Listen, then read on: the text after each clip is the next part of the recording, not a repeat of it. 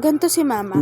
Kahit ramdam niyang medyo mabigat ang paligid, kahit may ingay o kahit may katahimikan, alam na niya agad.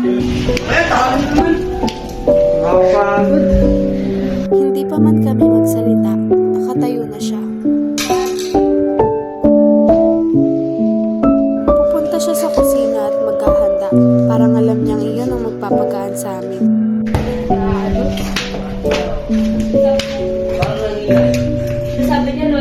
Habang kami ay unti-unting humuhupa, siya naman ay tuloy-tuloy sa ginagawa niya. Ay nako, nakakapagod. Maya-maya niyan, may amoy na pamilyar. May biglang mapapatingin at may mapapangiti.